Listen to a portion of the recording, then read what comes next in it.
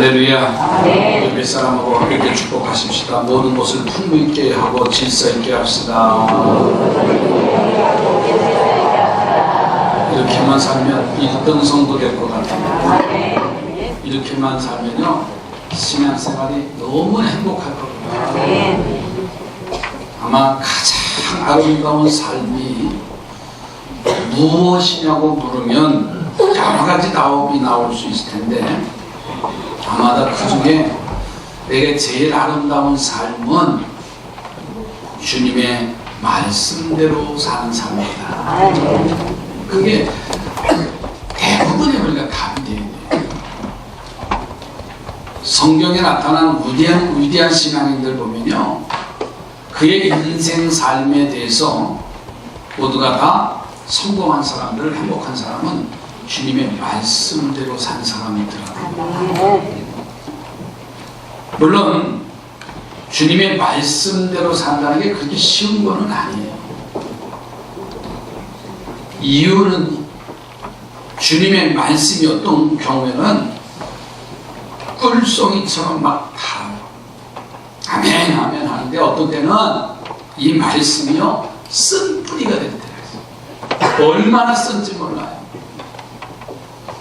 또 비수처럼 날카롭게 찌르고 그 말씀이 막 내 심령을 후려대는 거예요. 견딜 수가 없어. 그렇다고 해서 달면 삼키고 내 입에서 쓰면 내뱉는 신앙은 병든 신앙일 겁니다. 또 그 병든 신앙을 고칠 수도 없어요. 또 성경을 많이 아는 것도 중요합니다. 성경을 많이 읽는 것도 중요합니다. 그러나 말씀대로 사는 게 더 중요해요. 다시 말하면 한 구절 한 구절 말씀이라도 내가 붙잡고 매달리고 씨름하는 그러한 경험이 필요하다는 말이에요. 나무를 옮겨 심으면 나무는 얼마 동안 뿌리를 내리고 그 토양에서 적응하면서 애를 쓰잖아요. 그리고 난 후에 나무에 이제 파른 싹이 나요.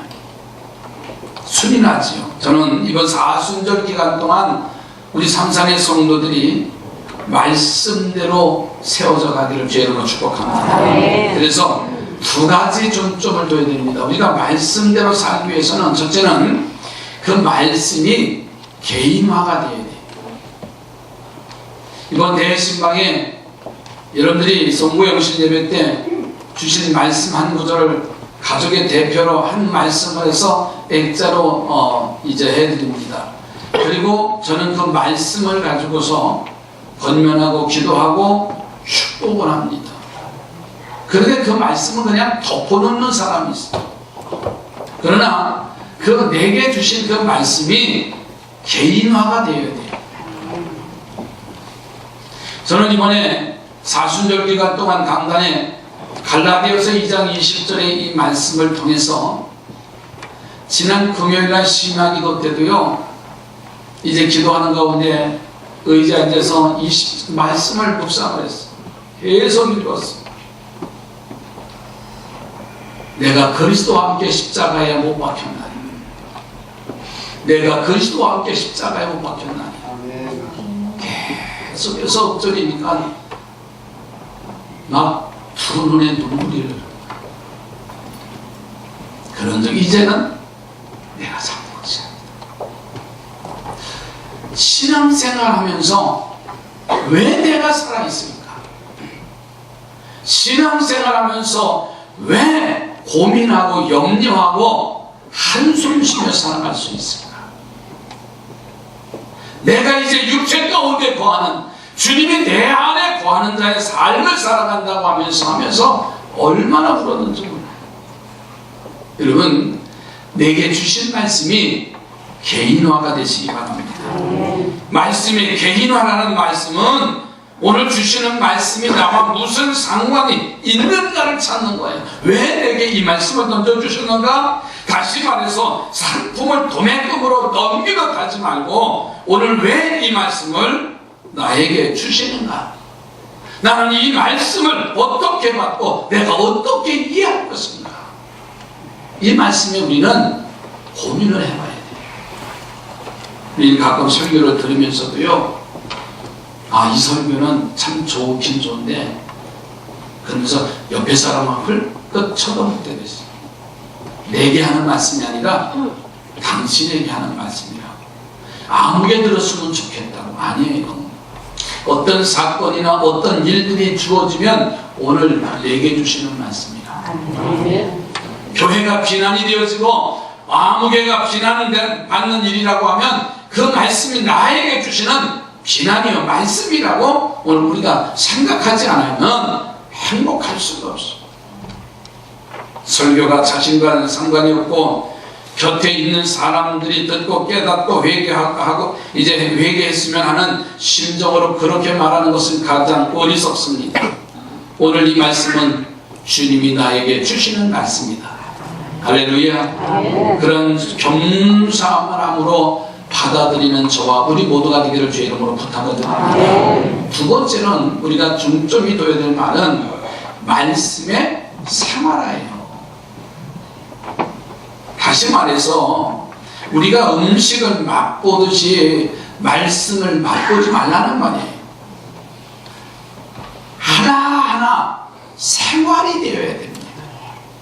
내가 오늘 이 말씀을 내 생활 속에서 어떻게 실천할 것인가를 고민도 해보고 또 그것에 순종할 수 있어야 돼요. 한동안 우리 기독교인이 한국에 1200만 명이라고 외쳤어요. 그러나 지금은 1000만 명도 되지 않는다고 통계를 했어요.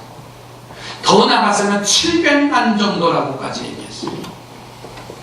700만이든 1000만 명이든 1200만 명이든 그런데 여전히 사회를 보세요. 사회 범죄, 정치적인 범죄, 도덕적인 범죄, 양심 파괴, 온갖 만연된 병리 현상에 손도 대지 못하고 이민족이 끌려가고 있습니다. 왜 그럴까요? 나는 교회에 다니는 사람입니다. 나는 그리스도인입니다 라고 말하면서도 내 안에 신앙의 부재예요. 말씀의 부재입니다. 오늘 이 받은 말씀을 그대로 가지고 각 가정과 직장과 삶의 현장 속으로 가는 성도가 되시기 바랍니다. 마치 음식점에서 음식을 맛있게 먹고 입을 쑤시고 휴지로 입을 닦고 나가는 것처럼 교회 나와서 그냥 설교 듣고 입맛 다시고 정청걸음으로 나가면서 내가 오늘 무슨 소리를 들었지 하며 고개를 갸웃거리지 말라는 말이에요. 그 말씀 한마디를 붙잡으면 역사는 나타납니다. 그러니까 실천이 없는 말씀은 실탄이 없는 총과 같아요. 힘이 없다는 말입니다. 하나님의 말씀을 개인화하고 하나님의 말씀을 생활하던 사람들은요 한결같이 축복을 받아요. 여러분 사회 속에서도 보세요. 그 말씀 붙잡힌 사람이 성공하고요 성경 속에서도 하나님의 말씀에 붙잡힌 자만이 승리할 수가 있었어요. 우리가 잘 아는 사도행전 12장에 가서 보면 아브라함에게 하나님이 찾아오셔서 선포하지요. 아브라함은 하나님의 주신 말씀을 붙잡고 번토 친척 아비집을 떠났다고 했습니다. 더 나가서 22장에 가서 보면은 하나님의 말씀대로 아들 이삭을 제물로 드리는 사건이 나와요. 그 결과받은 축복은 우리가 알잖아요. 가나안 땅의 주인공이 됐고 그 후손이 번성하게 됐고 세계 민족 구원의 은총을 받았고 메시아 조상이 됐어요. 그냥 아브라함이 된 게 아니에요. 그 말씀 한 말씀에 붙잡혀서 사니까는 예수 중심으로 사니까는 그 이후에 펼쳐지는 사건은요 하나님이 그렇게 행하셨습니다. 누가복음 5장에 베드로의 사건이 나옵니다. 베드로가 주의 말씀을 듣고서는 지난밤에 헐수했던 그가 깊은 데로 가서 그물을 내립니다. 만선의 기쁨을 차지하는 것을 볼 수가 있습니다. 그가 말합니다. 내가 말씀에 의지해서 그물을 내리나이다. 자기 경험이 아닙니다.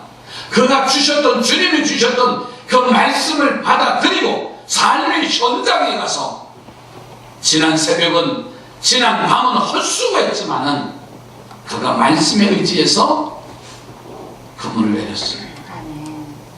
친한 친구 두 사람이 있습니다. 한 사람은 물질적으로 가난하지만 참 행복한 삶을 사는 사람이고, 또 한 친구는 물질이 좀 있고 그런데 늘 불행한 가정이에요. 그래서 두 친구가 서로 만나서 늘 가정의 얘기를 하는데, 저 친구의 가정을 보면 왜 그렇게 행복한지 참 부러운 거예요. 나는 물질이 넉넉하고 그리고 큰 집에서 사는데 항상 자식과 아내와 싸우고 다투고 행복한 걸 모르는 거예요. 그래서 하루는 친구에게 물었습니다. 친구야, 너희 집은 어떻게 그렇게 너는 행복하게 사느냐? 그랬더니 친구가, 그래, 뭐 우리 집이 변변치 않지만 그러면 한번 우리 집에 가자. 그래도 친구를 초대해서 부인한테 알리지도 않고 그 집에 들어갑니다.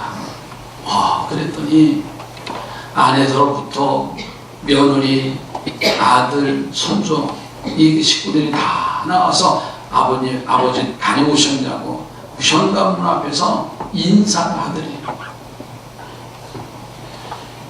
아니, 갑자기 손님이 초대되면 문제가 되잖아요. 음식을 만들어야 되고, 음식을 만들어서 그리고서 먹고서는 아들에게 이 아버지가 이렇게 말합니다. 아들아, 저 밖에 배어있는 송아지를 저 지붕 위에다 좀 올려놔라. 그랬더니 사다리를 놓고서는 지붕에 멍석을 깔고서는, 그리고서는 매여있는 송아지를 온 식구들이, 여러분 조그만지만하고 지붕에 올린다는 게 힘든데 이 살아있는 짐승을 지붕 위에 올린다는 것은 불가능한 일이잖아요. 어려운 일이에요. 그랬더니 불평하지 않고 온 식구들이 한 마음이 돼서 다리 붙잡고 몸통 붙잡고 해서 그 지붕 위에 올려놓는 거예요. 땀을 벌벌 흘리고. 그랬더니 아버지가, 야, 이제 됐다. 그리고서는 그 송아지를 내려놓으라는 거예요. 올려놓으라고 할 때는 재고 내려놓을 때는 재요. 내리는 것도 쉬운가요? 참 어려운 일이지요. 그 일을 다 하고 났더니 아버지가 또 하는 말씀이, 아들아, 저 뒷곁에 있는 소금 한 가마니 있지 않냐? 얘 그거 저 시냇가에다 갖다 두면 담궈놔라. 예, 아버지 하고서는요, 그 소금 가마니를 지게에다 주고 시냇물가 흐르는 냇물에다가 소금 가마니를 넣는 거예요. 어떻게 됐겠어요? 녹아버리지요. 이 친구에게 이렇게 말합니다. 여보게, 우리의 행복, 우리 가정의 행복은 이것일세. 변변찮게 살지만은 온 식구들이 하나가 되어져서 이렇게 살고 있네. 이 친구가 보기엔 별거 아니잖아요. 대수롭잖아요. 그래, 그러면 친구야, 우리 집에 가서 그러면 한번 우리 집도 내가 한번 좀 보여줄게. 그리고 이 친구를 자기 집으로 들어갔어. 초인종을 누르는데 누구 하나 나오지 않는 거예요. 집안에 들어갔더니 마누라가 얼굴 붉히기 시작한, 어떻게 하려고 손님들이 만나고 친구들이 만나고 투덜투덜하면서 여보 밥 좀 해와. 아마 얼마나 힘들었겠어요. 이제 차려놓은 밥을 먹습니다. 그래서는 친구네 집에서 아이들한테 한 얘기를 생각이 나서 똑같이, 아들아, 저 마당에 여러분 송아지를 지붕에다 좀 올려놔라. 어떻게 되겠어요? 난리가 난 거죠. 아버지 아이도 많이 안 드시네. 너무 안 드시네. 정신 나가네. 어떻게 저 지붕에 올려놓느니 난리가 난 거예요. 아들만 그래요? 며느리 마누라도 똑같은 거예요. 그게 불가능했어. 좀 이따 그러면 올 가을에 김장하려고 사다 놓은 소금 가만 있지 않아요? 예, 있어요. 야, 그거 저 시냇물가에다 가서 좀 놔봐. 아버지, 겨울 김장할 소금인데 그 물에다 담궈놓으면 그게 그대로 있냐고. 제정신이냐. 여러분, 지난 옛날 우스운 이야기예요.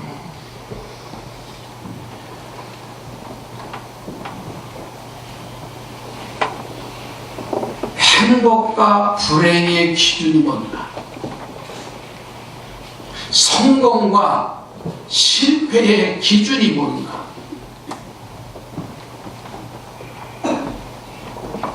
별것 아니라는 것을 우리 깨닫잖아요.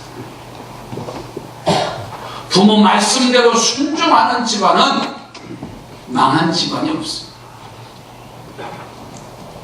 어른 말씀을 존중하고 따르는 가문은 행복한 가정입니다. 가문이 됐습니다. 여러분, 교회 생활도 마찬가지입니다. 마치 라디오에 다이얼이 맞지 않을 때 잡음이 나고 맞을 때 새소리가 나는 것처럼 하나님의 말씀에 다이얼을 정확히 맞추고 그 말씀에 순종할 때 교회는 행복한 교회가 되고 성도들은 아름다운 신앙생활을 하게 되어지는 겁니다. 여러분, 주님의 말씀대로 순종하는 교회, 말씀이 삶이 되고 삶이 예배가 되는 우리 선산의 성도들이여 가정이 되기를 주님의 이름으로 축복합니다. 오늘 시편 119편의 말씀은요, 성경 가운데 가장 긴 장이에요. 그런데 이 시인은 시편 119편 속에서 자신의 말씀 신앙을 아주 적나라하게 고백하고 있는 거예요. 긴 내용이지만은 아마 25절에, 특별히 28절에 41절, 58절, 65절, 107절이나 169절이나 170절에 보면 이런 단어가 나와요. 주의 말씀대로. 한번 따라서 합시다. 주의 말씀대로. 구절구절마다 이 시편 기자가 주의 말씀대로, 주의 말씀대로, 주의 말씀대로. 여러분, 신앙생활은요, 주의 말씀대로 하는 거예요. 내가 가라사대가 아니에요. 내 계획이 아무리 거창하게 세워졌다 할지라도요, 주님 말씀하시면 내가 나아가리라. 나의 것을 내려놓고 주님의 것을 행할 수 있는 그런 영적인 훈련이 계속되어야 행복한 신앙이에요. 이 시편 기자가 주님의 말씀대로라고 하는 이 고백을 통해서 여러분 함께 몇 가지의 은혜를 나누려고 합니다. 첫째는 주님의 말씀대로 나를 살아나게 하소서. 나를 살아나게 해달라. 여러분 25절 가서 한번 보세요. 내 영혼이, 이 시편 기자가 자신이 내 영혼이 진토에 가둬되는 거예요. 그런데 주의 말씀대로 나를 살아나게 하소서. 또 시편 119편 107절 말씀에 가서 보면 이렇게 고백합니다. 나의 고난이 매우 심하오니 여호와여 주의 말씀대로 나를 살아나게 하소서 했어요. 내가 지금 당하는 고난이 너무나 심하니까는 이겨낼 기력조차도 없는데 말씀대로 나를 살아나게 해달라고 고백합니다. 여러분, 하나님의 말씀은 영혼과 삶, 역사와 세계를 살아나가야 살리는 역사입니다. 영혼은 거듭나게 하고 삶은 새롭게 하고 역사는 변화시키는, 세계는 아름다운 역사가 그 말씀 속에서 나올 수 있습니다. 여러분, 영국 영국은 그들의 민족이 무슨 민족이에요? 영국은 우리는 신사의 나라라고 하는데 사실은 해적들이에요. 해적의 나라. 신은 얼마나 커.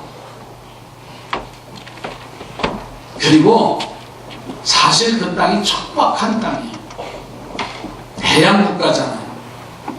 그래서 해적이 돼가지고 남의 것을 착취하고 사는 그러한 민족이 영국 민족이에요. 또 스칸디나비아 반도, 노르웨이, 스웨덴, 또 네덜란드, 덴마크 쪽에 같은 언어를 쓰는데 그 민족들 보면요 되게 키가 커요. 와, 근데 다 그들이 해적 출신들이에요.